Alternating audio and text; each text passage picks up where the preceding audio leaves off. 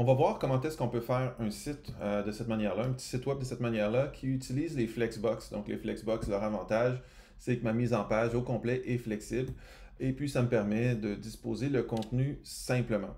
On va aussi utiliser pour monter ce site-là des balises HTML qui sont sémantiques de manière à ce que Google puisse bien comprendre, ou n'importe quel engin de recherche, à plus forte raison, là, puisse bien comprendre là, à quoi servent les éléments que je mets dans le site, puis qu'est-ce qu'ils signifient. Alors, dans VS Studio Code, on va commencer tout de suite. Mais avant, c'est important qu'on ait fait un dossier avec dans ce dossier-là là, toutes nos images prêtes au bon format, prêtes à être mises dans le site web ainsi que notre texte. Donc ce dossier-là, il est important de faire avant de commencer dans VS Studio Code parce que dans Visual Studio Code, on va faire File, Open, Folder et on va aller chercher ce folder-là. Donc VS Studio Code, hein, il est gratuit, fait qu'il n'y a pas de raison de ne pas l'utiliser. Mais au demeurant, là, si on ne l'a pas, on peut prendre n'importe quel éditeur de texte, puis faire ce que je vais faire maintenant. Ça revient du pareil au même. Donc, on va ouvrir ce dossier-là, ici, qu'on vient de créer, dans lequel on a nos images et notre texte qui est là. Donc, on a notre dossier qui est là ici, on a notre image et on a notre texte. Donc, c'est tout ce qu'on a dans notre dossier pour le moment. Fait que là, ce qu'on va faire, c'est qu'on va aller créer notre première page. Donc, on va faire un new file ici de type HTML. Voilà, comme ça ici. Donc, ça me donne le choix de l'enregistrer. Ma première page s'appelle toujours index.html tout le temps, tout le temps, tout le temps. Bon, là, on fait point d'exclamation, puis on fait Enter. Ça fait que là, ce que ça va faire en faisant point d'exclamation, puis Enter, les extensions émettent, qui s'appellent dans VS Studio Code, c'est que tout de suite, il me fait mon boilerplate, donc mon chaudron HTML, où est-ce que toutes mes balises de base sont, puis juste à personnaliser ça. Par exemple, c'est pas en anglais, mais c'est en français, underscore FR. Le titre de mon document, c'est quoi ce document-là? Je vais splitter mon écran ici. Je vais mettre mon texte à droite ici, de façon à ce que je puisse passer de gauche à droite. Bon, tiens, ça parle de Gustav Klimt, donc je vais mettre un title qui est significatif, comme Gustav Klimt. OK. Donc là, j'ai comme mon chaudron de page qui est prêt. Alors, pour aller mettre mes éléments, en premier, ce que je vais faire, c'est que je vais aller me faire une CSS parce que dans le fond, ici, je vais avoir une navigation. Ici, je vais avoir ce qu'on appelle un wrapper, donc un conteneur qui contient mon image qui va être dans un header, qui lui va être dans un main, donc un contenu principal avec une section ici et un footer. Donc, tout ça, ça va être stylisé. Donc, le fait que ma page soit splittée en deux, le fait que, bon, ça soit du Arial, bon, tout ça, ça va être dans un dossier CSS que je vais mettre à l'extérieur parce que toutes les autres pages de mon site vont être basées sur le même dossier CSS. Donc, comment que je fais pour créer un dossier CSS externe?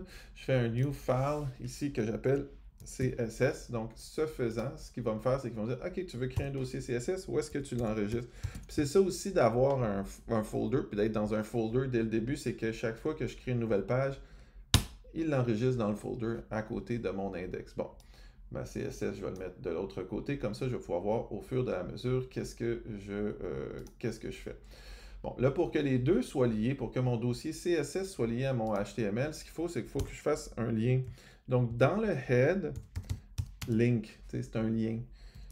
Qu'est-ce que je fais? Je relie rel. Qu'est-ce que je relie? Un style sheet. OK? Puis, où est ma style sheet? C'est un lien href, donc ici, hypertext reference. Puis, je le mets vers mon dossier CSS qui est ici. Donc, voilà. On sauvegarde, on va là. Pour tester notre dossier, bon, si on a l'extension Go Live, on peut peser sur Go Live. Je ne l'ai pas installé, donc je vais juste aller dans mon petit document ici. Je vais l'ouvrir, donc à date, j'ai rien, j'ai juste une belle page blanche. Bon, voilà, OK. Fait que c'est prêt, mais ma page est prête à recevoir du contenu. Fait que, bon, comment je vais commencer avec ça? Bon, je me dis, qu'est-ce que j'ai au départ? Au début, je veux avoir une navigation à gauche comme dans notre exemple. Fait que ce qu'on va faire, c'est qu'on va mettre une nav, comme ça, Google comprend bien qu'il s'agit d'une navigation, N-A-V, dis-je, ici. Et là, bon, qu'est-ce que j'ai comme lien? J'ai trois liens, hein, n'est-ce pas? J'ai la page accueil, jeunesse et œuvre. Donc, je vais me faire un petit A.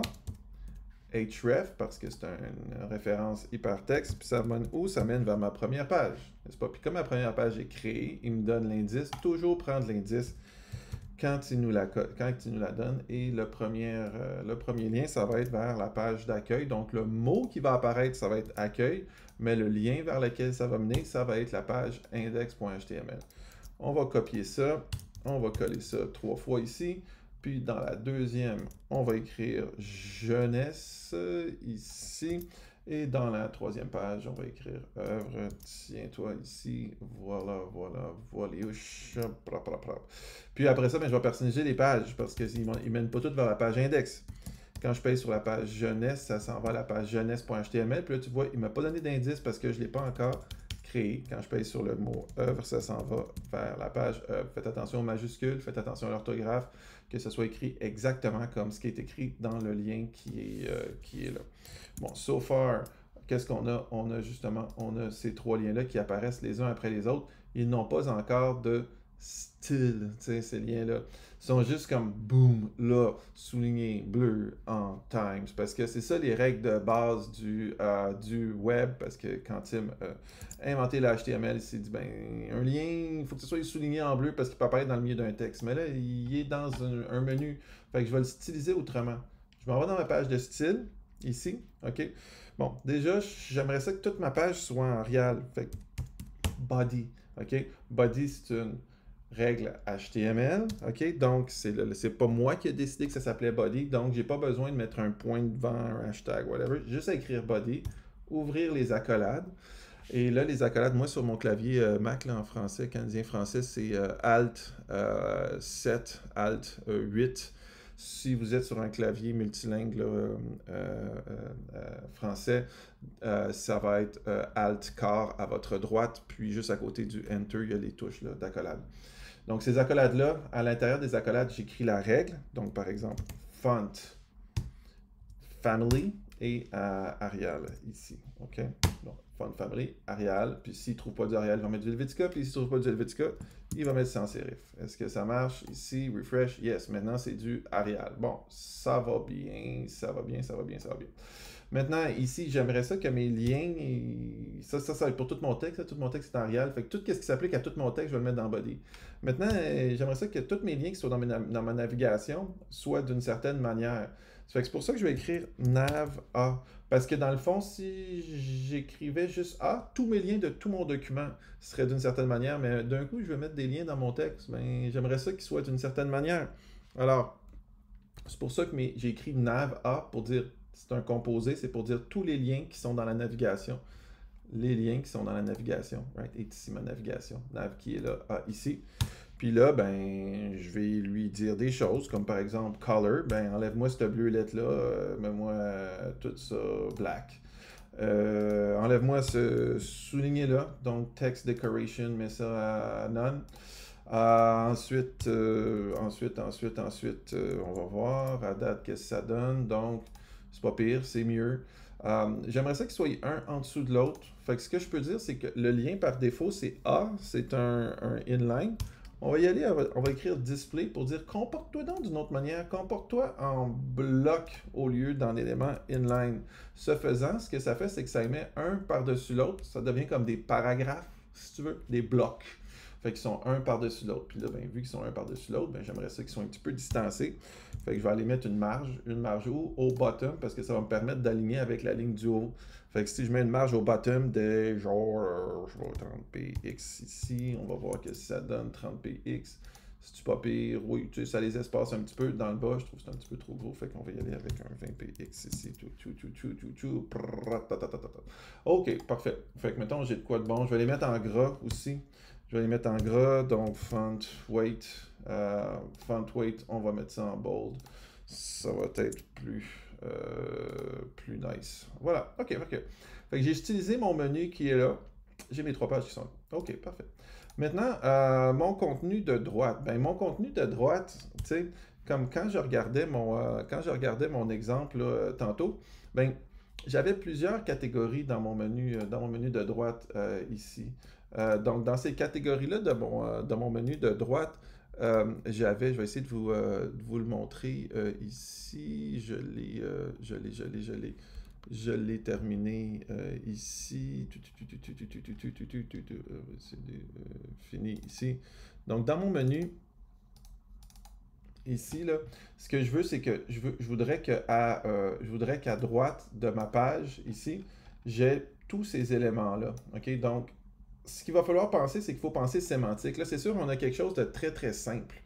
Mais ce qu'on aimerait, c'est que c'est juste pour émuler là, la connaissance. Là. Donc, tu sais, vous allez faire des choses plus complexes dans votre vie, là, mais commençons avec quelque chose de simple. Là.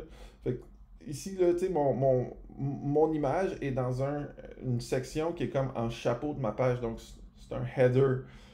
Après ça, j'ai comme une section, juste genre une section. Il pourrait y avoir plusieurs sections. Ça pourrait être comme, tu sais, cette section-là, il pourrait y avoir une section sur sa vie, sa mort, son œuvre, sa diffusion, les musées, où est-ce qu'il y a des expositions. Ça serait plein de sections dans la page.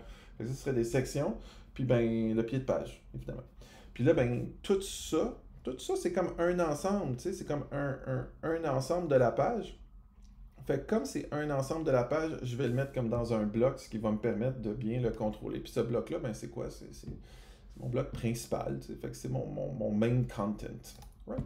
Fait qu'on va y aller avec ça. Fait que main, ici, quand j'écris main, qu'est-ce que ça fait? Main, c'est que ça indique que c'est mon contenu principal de ma page. Et dans mon main, ici, ben, je vous ai dit que j'avais un header, donc mon en-tête de la page. Puis en même temps, quand j'utilise des balises sémantiques, ça dit à Google, gars, là, dans mon header, là, c'est ce qui est important, okay, par rapport à tout ce qui est dans le main. Donc, ça va se rapporter à ça. Bon, alors, je vais mettre une image. Je voulais une image en haut, donc une image, c'est IMG. SRC, puis là, je vais aller chercher mon image. Au préalable, je vais l'avoir mis au bon format dans Photoshop. Patati patata, patati patata. Fait que je vais aller chercher mon image qui est là. Donc, mon image qui est là, elle est dans mon dossier image. Fait que j'écris image, barre oblique. Normalement, si j'ai bien fait mes choses, il me le demande. Image, barre oblique, ici, ici. Bon, j'ai mon image qui est là. Je sauvegarde. Ensuite, j'ai mon titre 1, n'est-ce pas? Donc, H1, pour dire c'est la chose la plus importante de ma page. Titre 1, fait que mon titre 1 il est dans un H1, c'est une des balises les plus importantes de la page parce que quand Google va rentrer là-dedans, surtout si c'est dans un header, il va dire ah, de quoi ça parle? Ça parle de Monsieur Klimt, peintre du mouvement Sécession, ici. Fait que ici, je vais mettre mon titre 2, biographie entre le H2 et le H2. OK? Fait que ça va être mon header ici. Là, je suis en train de le travailler ici. Fait que tu vois, j'ai mon image qui est apparue. Titre 1, titre 2. Okay? Il y a déjà un certain style à ça. Bon, on verra qu'on peut raffiner ce style-là, puis ils sont tous un en dessous de l'autre parce que pour le moment, je n'ai pas de structure de mise en page, mais mes éléments sont là.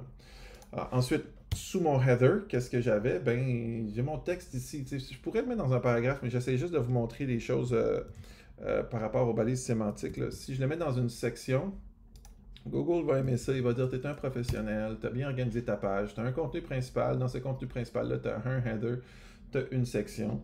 Et dans ta section, là, tu as un paragraphe, parce que pourquoi il pourrait y avoir plus de paragraphes? Je sélectionne une phrase dans mon texte, clique 3 fois, commande C ici, dans mon paragraphe qui ouvre et mon paragraphe qui ferme ici. Fait que là, je me retrouve à avoir mon paragraphe qui vient se positionner sous mon contenu principal. Il me manque mon footer qui va toujours être dans mon main ici, par exemple. Donc, dans mon contenu principal, en pied de page, ici, je vais aller mettre mon footer qui est là. Puis, je vais écrire, tiens, crédit, puis là, écris ton nom ici. Bon. Et voilà, crédit, 2 points. Votre nom, comme ça, je sais que c'est vous. Voilà. Donc, on écrit ça, on fait ça. Bon, voilà, on a les choses qui sont comme ça. Fait que là, bon, on a tous nos éléments qui sont là, sont organisés de manière sémantique, fait que c'est pas pire. Bon, maintenant, ce que je veux, c'est d'aller travailler à ma mise en page. Donc, pour travailler à ma mise en page, ce que je vais faire, c'est que je vais me créer une structure, une grosse structure. Cette structure-là, généralement, on la met dans une div, donc c'est une balise qui n'est pas sémantique, c'est juste une division de la page. Puis on lui donne un nom avec une classe, appelons-le wrapper. Puis on va voir que ce nom-là, il est important pour qu'après ça, je puisse le rattraper dans les CSS. que là, j'ai créé ma grosse structure. Fait que là, c'est important que ma grosse structure, là, pour le moment, elle n'englobe pas rien et juste en haut, cette structure-là. Je prends la balise fermante, puis je la déplace à la fin pour dire, regarde, mon wrapper, dans le fond, il pogne mon nav, puis il pogne mon main. Dans mon main, il y a mon header, puis il y a ma section. Fait que qu'est-ce qui arrive, c'est que ce wrapper-là a deux enfants. Son premier enfant, c'est nav, son deuxième enfant, c'est main. OK? Vous voyez, puis l'indentation du code m'aide à bien comprendre là, cette affaire-là. Bon, alors là, pour moi, il n'a encore rien fait, mon wrapper. Il est juste là, puis il englobe tout le monde.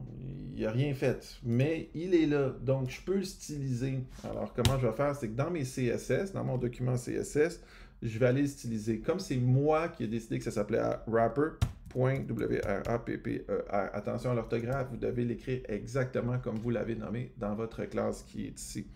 Et là, quand j'ouvre mes balises ici, donc là, tout ce que je vais mettre à l'intérieur de ces accolades-là, ça va s'appliquer à wrapper. Alors, par exemple, ici, déjà, je vais lui dire de se comporter comme un flexbox. Pourquoi? Parce que en faisant un flexbox automatique à l'âge, ce que ça va faire, c'est que ça va mettre mes éléments côte à côte.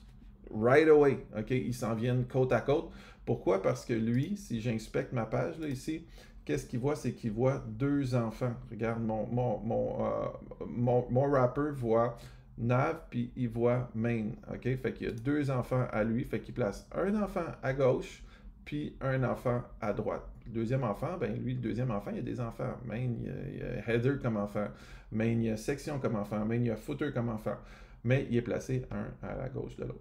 Fait que ça, c'est mon flexbox qui fait ça. Ensuite, il faut que j'utilise tout ça. Dans mon exemple, c'était un petit peu plus... Mon contenu, il était à droite, puis ben, il ne prenait pas toute la place. Fait que ce qu'il faut que je fasse, il faut que je donne une largeur à ça, parce que si je veux qu'il soit à droite, puis qu'il ne se prenne pas toute la page, je vais lui donner une largeur. Donc, on va aller prendre notre main ici, puis remarque, j'ai pas besoin de nommer de nom, j'ai pas besoin de mettre de points, parce que j'ai juste un main dans mon document. Si je n'avais deux, il faudrait que je lui donne une classe à chacun pour les styliser de manière différente, mais ça, c'est peut-être un petit peu plus avancé. Donc, j'ai mon main qui est là. Puis là, ben, lui, je vais juste donner un width, mettons. Je vais lui dire, toi, tu sais, j'aimerais ça que tu prennes, je sais pas, mettons, 60% de la page, genre, OK, ou 700 pixels, tu sais. Fait qu'en en faisant ça, tout de suite, il vient prendre 60% de la page. Tu vois, regarde, mon texte, il a été coupé, là. Ça prend 60% de son parent. Son parent étant le wrapper, qui le wrapper prend toute la page. Okay. Bon, là, moi, j'aimerais ça aussi que l'image soit flush avec. Là, pour le moment, l'image, elle est à 100%.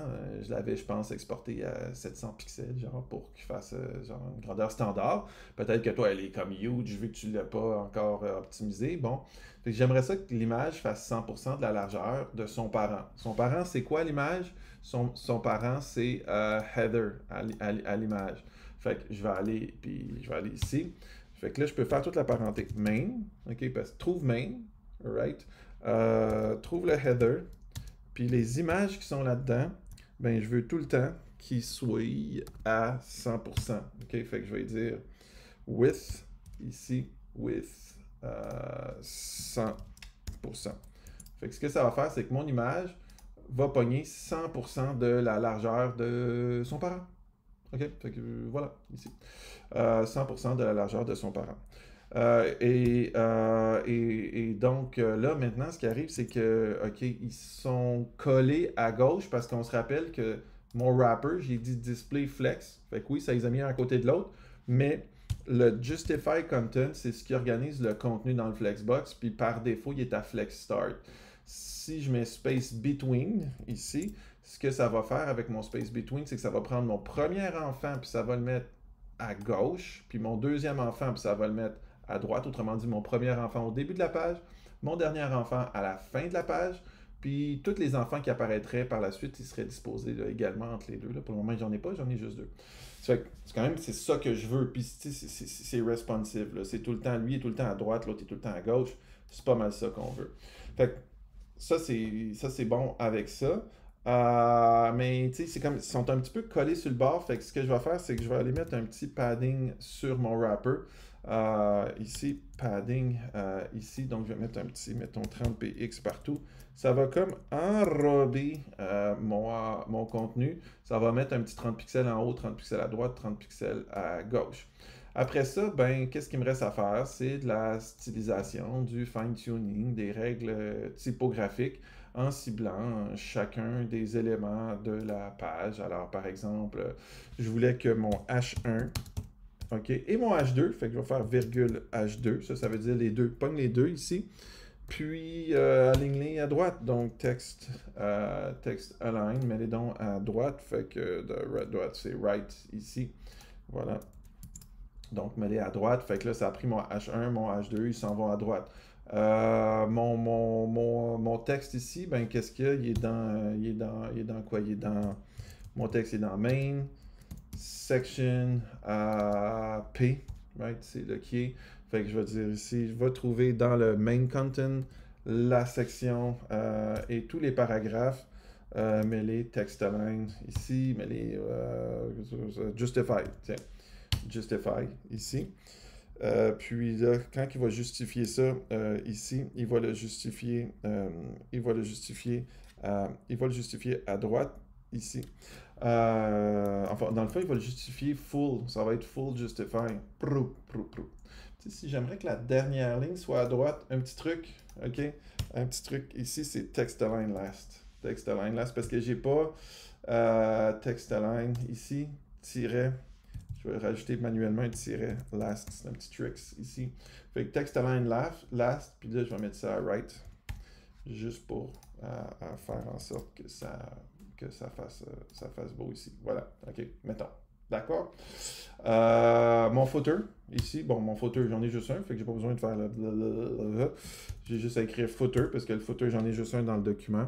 Puis, je vais dire que je veux que le text align soit right aussi, fait que je vais aller dans text align, ici dans mon footer, text align, puis on va le mettre à right ici. Puis, il est un petit peu collé, là, pour le moment, avec le restant de la page. Fait que pour le décoller, je vais y aller avec mon margin top ici, puis je vais y aller dire, mettons, je sais pas, 100px. OK, parce que j'ai pas beaucoup de contenu quand même avec 100px ici, mon contenu est là. Fait que voilà, vous avez un début de page ici. Donc, ça vous place votre contenu de façon responsive. Ça va toujours être ce layout-là. Puis, bon, par la suite, si on irait plus loin, on pourrait dire quand tu es sur un cell, comporte-toi avec juste une colonne, etc. Bon, aligne-toi. Mais ça, ce sera pour plus tard. Maintenant, on va arrêter là avec ce tuto-là. Puis dans les autres tutos, je vais vous montrer comment faire les autres pages. Donc, aussi nommément, là, comment faire une grille, puis de personnaliser la grille avec les colonnes qu'on aurait dedans.